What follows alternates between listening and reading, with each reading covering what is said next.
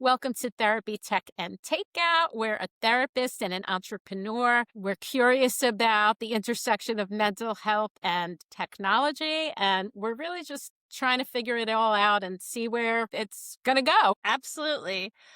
I'm one of your co-hosts, Jackie Toll, and I'm the entrepreneur, and I'm joined by the lovely Toni Teixeira, who is our resident therapist. Thank you. Thank you. What's going on, Jackie? What's new? It's been such a busy week, but excited. We're finally making headway. I think we're going to be opening our new business early May. Very So exciting. lots of good things going on there. How about you? Must be like a lot of last minute details and things like that you don't know we're going It's to. a lot of this stuff where you're like, oh, I don't want to pay for that before I need it.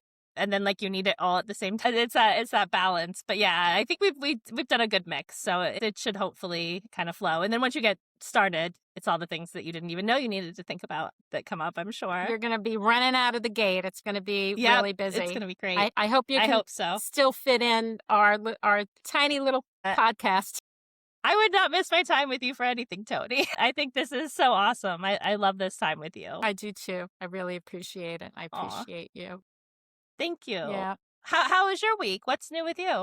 This, you ever like get into a groove with something and then maybe you stop doing it and then you forgot that you even did that thing and you're like, oh, why did I ever stop that? And I had that this week with my sleep. So I always used to listen to talking about like, technology, listen to this wonderful meditation. It's like, I love the guy. Like he has different kinds of meditations, but his voice is so smooth and creamy that I literally, Jackie, I listen to him and I fall right to sleep. I'm just like, I love that. I'm out cold. And so I was doing this like every night for like, I don't know, maybe a year. And then somehow I got off track, probably went on a vacation or whatever. And it's been months and then noticed my sleep like really stunk. I was waking up. I couldn't fall asleep. And, just this week I said, oh, I remember those meditations, those sleep meditations. I'm going to put them on. So I started listening to that again. And that's awesome. It really makes a difference. I do really just feel well rested. And there's something about being able to ease into sleep. I fall asleep before it's even over. And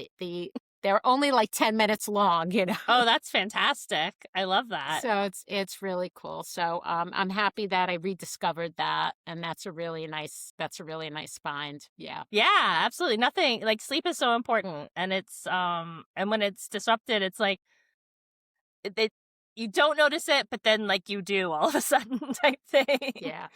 So I'm so happy for you. For sure. Thank you. That's awesome. Well, I'm excited to talk about our topic today too, because I think it's got some positive news out there for the technical interventions as it relates to satisfaction in relationships. Yeah.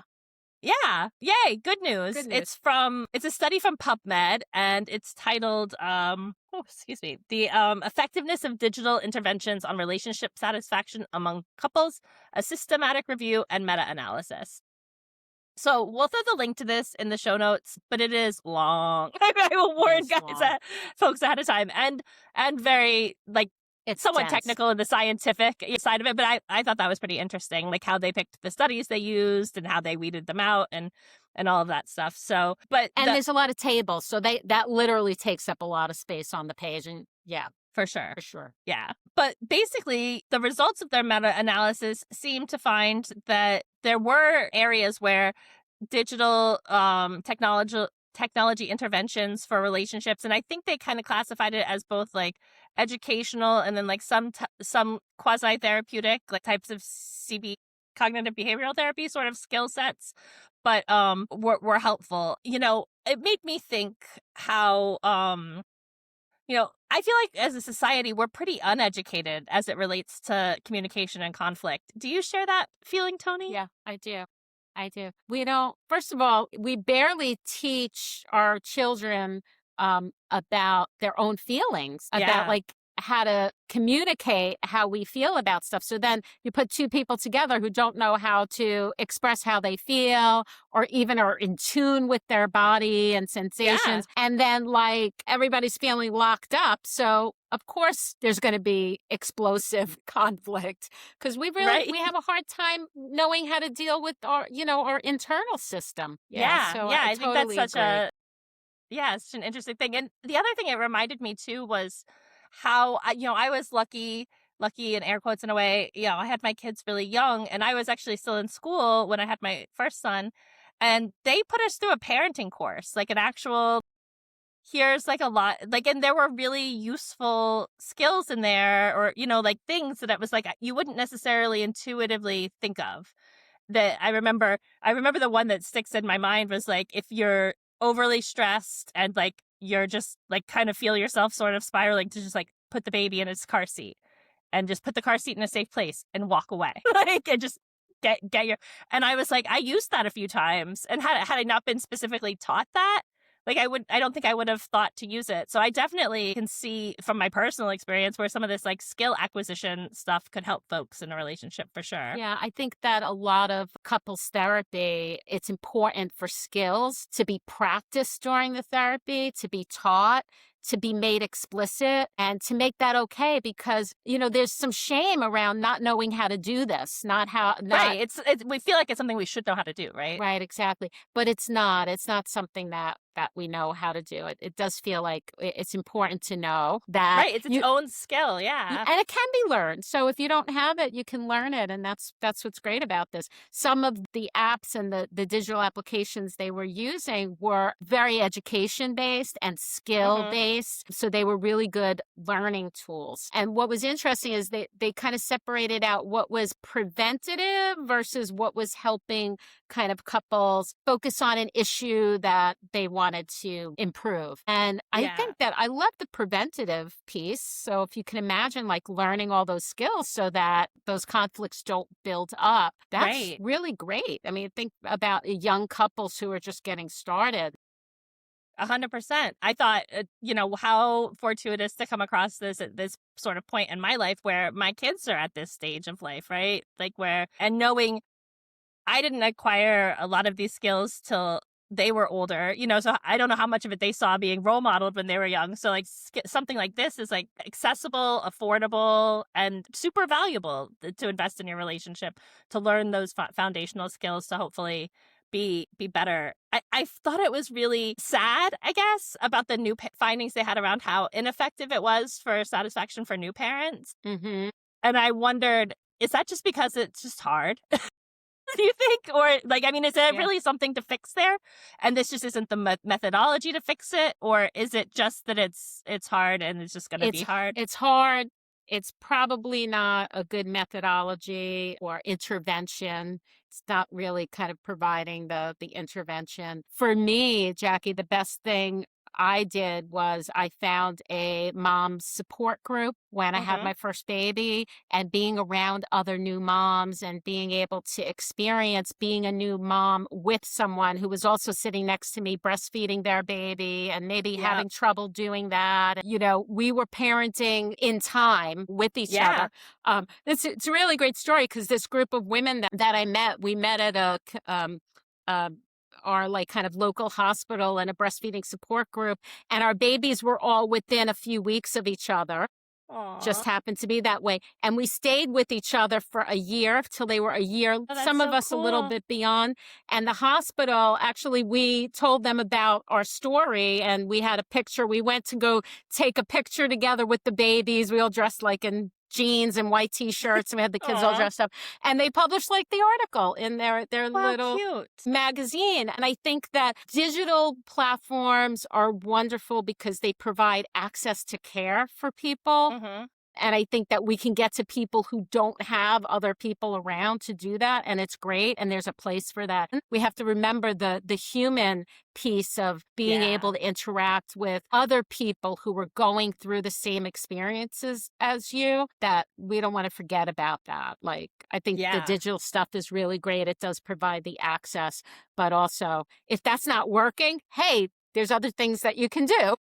Right, right. Seek out some of these peer-based groups and things like that. Even I've seen a lot of things recently just about like group therapy and group Yeah. like counseling and stuff too. So like even, maybe if one-on-one or, two-on-one relationship counseling isn't something, maybe there's some sort of group program too that might be helpful where you get that interconnectedness to people through those difficult times. Yeah. Support Because I know groups are great. Yeah, no, for sure. I think that that's awesome.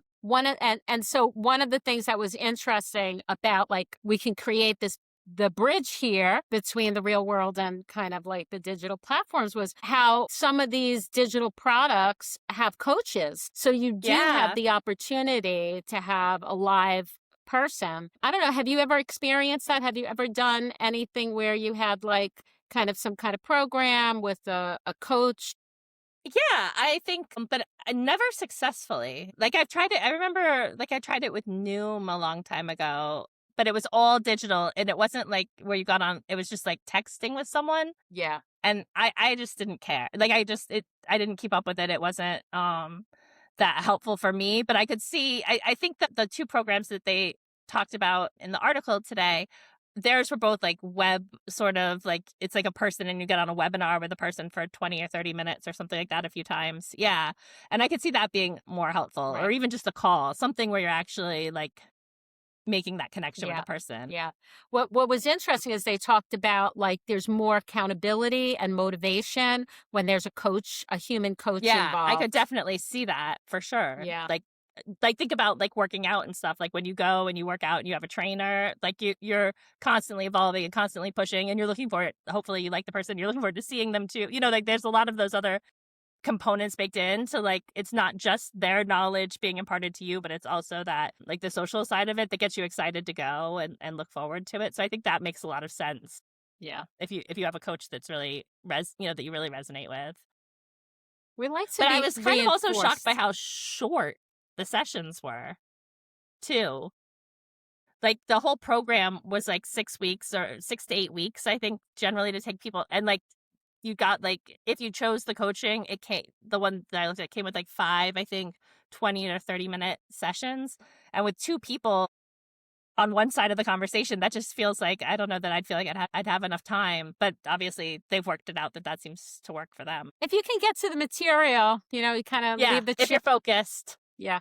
You can Yeah. you can do some good work. One of the programs was called Our Relationship Mhm. program, and that one was one of the ones that really helped people with specific issues, not Yeah. just like learning the educational skills. So it helped couples like navigate the distress that's in their relationship already. And that was really hopeful and felt really good to know that there's a tool out there that can be helpful Yeah. to people, because there's a stigma involved sometimes in going to couples therapy and the time that's involved in doing all of that. And sometimes couples don't want to do that. And what was interesting too, I think about I think it was this program that said, even if your spouse doesn't want to do it with you, it can be helpful to do it alone.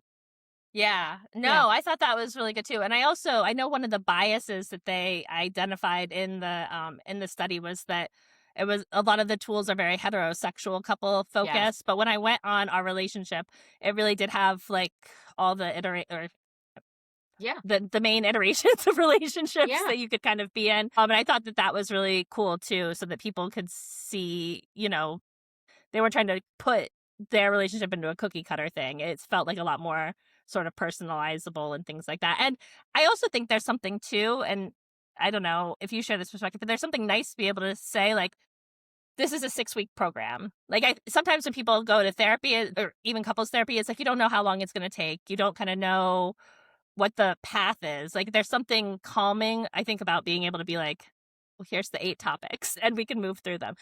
But just because you're more satisfied in your relationship doesn't mean that you're in a healthy relationship, Good right? point. And I think that's That's a good where, point. again, that next level of, or Yes. having that backstop of a therapeutic human involved is helpful too. Because wasn't it so interesting that where they saw some of the highest results of impact from this was in high conflict or violent partner Hmm. relationships? And I was like, initially, I was like, whoa, this feels like not enough for that, but great that we're seeing improvement from it. But then also, it kind of reminded me, like, just because like you're in an abusive relationship and you're more satisfied with it doesn't mean that you're not necessarily still in an abusive Yeah, we don't relationship. really know what that looks like. You don't really Yeah, know. yeah, There's a difference between having satisfaction about the relationship versus has the relationship kind of shifted in a way that is supportive and helpful for both partners. right. they kind of feel that. But we also have to respect the fact that everybody's unique and they get to say what a good relationship is for them. I don't 100%. get to say like, whether or not my clients are having a good relationship. If they say they are, even if there's something happening in me that's like, I'm really like kind of curious about this. I'm not really completely on board. I'm on a different mountain. I see different things. I see a lot of flags.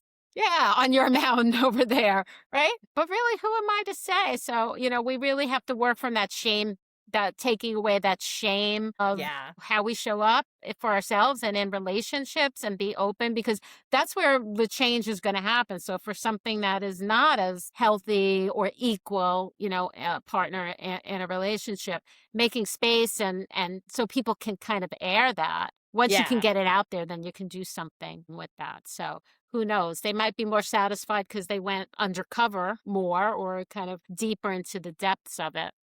Yeah. So something to Yeah. It was definitely an interesting point. But I wonder, the thing that I thought of was like, well, if we have these tools, can you why wouldn't you just train up an AI agent on these tools and then deploy it in those moments where you're like, because that's I think that's probably where a lot of these things fall down to, is like you said, it's in the practice, and it's in and if you're, it's hard for two people to practice it on their own if things escalate, right? But perhaps if you had some sort of AI tool there, it might be able to help you with it. Yeah. I mean, or help you break down and process, like, even if it wasn't a successful communication, why. And one of the things that I talk to my clients about is to, when they're learning something new, is to use it and use it when things are not at their kind of highest tension point, when they're not, if you're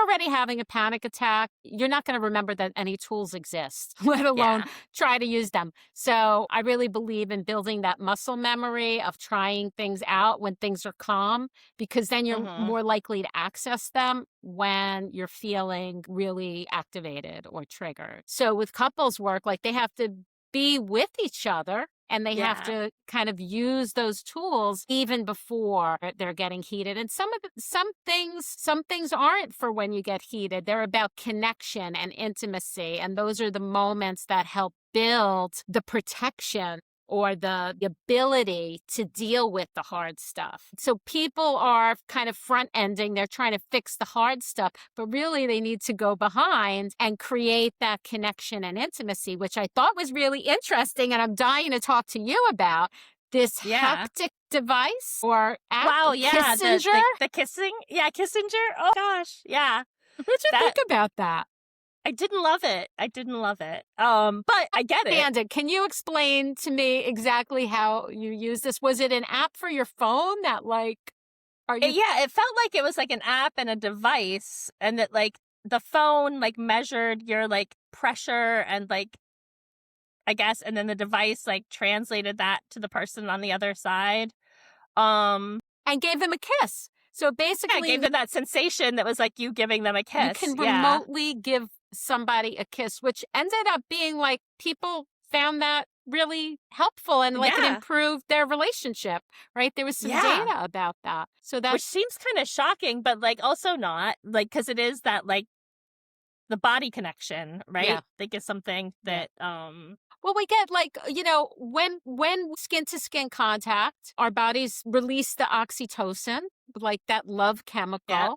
And that feels good. And that brings us closer to people. So it's really interesting. I mean, I think that what's happening is this is happening remotely. Yeah. That even though it's not touching the skin, we can reproduce stuff in our heads. And if you can see that person and sense that person, even though you have this device, it's as good as they're there. Yeah, it seems like it. Right? I mean, this happens. Did you nurse the kids? Kids? Yeah. So if you thought about your babies when you were nursing, your milk let down. I don't know about you, but it happened to me. We're talking a lot about breastfeeding on this episode. But so or you heard a baby cry. So we don't. Or your kid was inconsolable and just putting them on, you know what I mean? Putting them on you in that skin to skin contact way. Right. It was just right. They relax, we relax. But the point I was bringing up was if we can we can recreate the sensation when we think or hear something that reminded us of our babies. And that can happen as adults, with the people that we love in our lives. You feel that warm, Yeah. cozy glow.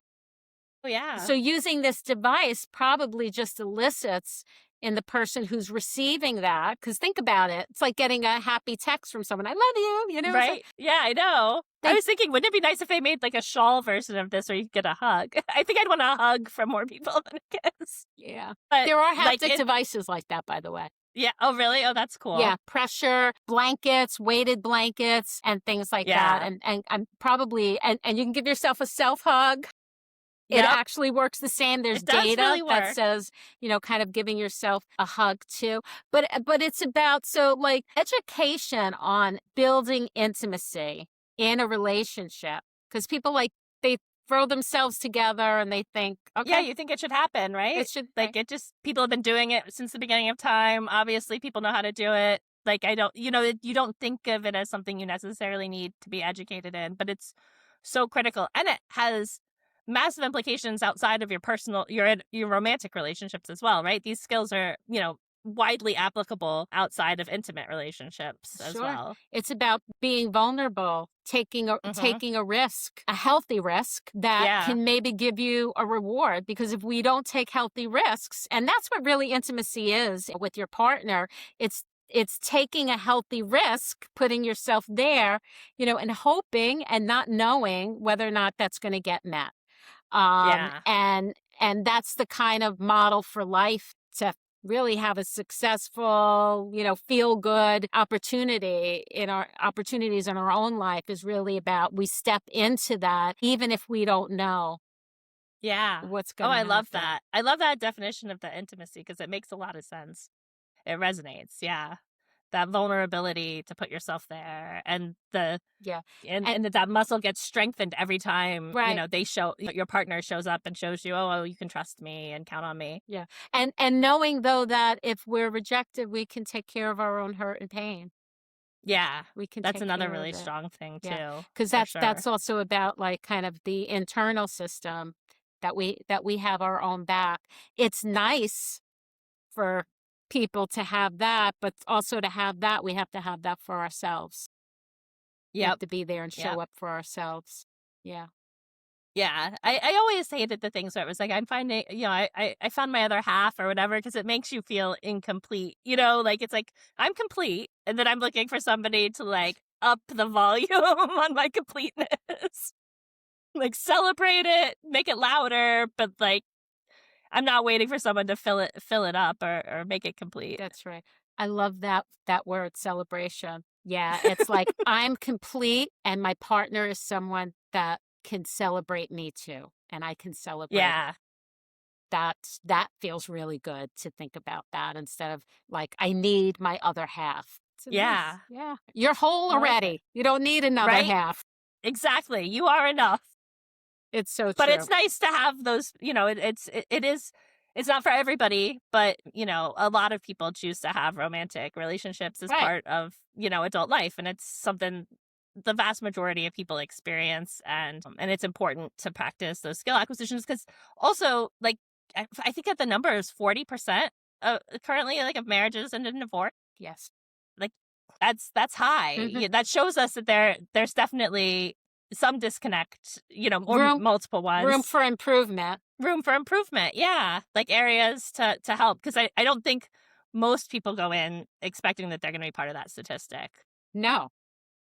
I think some people do probably go in like wide-eyed to the idea that that's probably where it's going to wind up, but I don't think that's the common way of approaching it. Hopefully, I don't think people are getting married to get divorced either. yeah. But it does. If you are, don't, because it's just very expensive. Very expensive. Yes, true. Yeah. And traumatic. But yeah, I think that this is exciting, that they're and accessible to people too, right? The cost was really quite manageable and accessible for people as well, which I think is helpful. Do you have any tools like this that you kind of use as homework for couples, or? I do individual therapy now, and I used to work with couples. I don't work with couples anymore. But when I think about some of the things I talk to my clients about who are going into couples therapy, or we're talking about couples therapy, we are talking about things about risk and vulnerability and healthy Yeah. risks. That's for sure. Even things like, when was the last time you reached your hand out to take your partner's hand? What would that be like?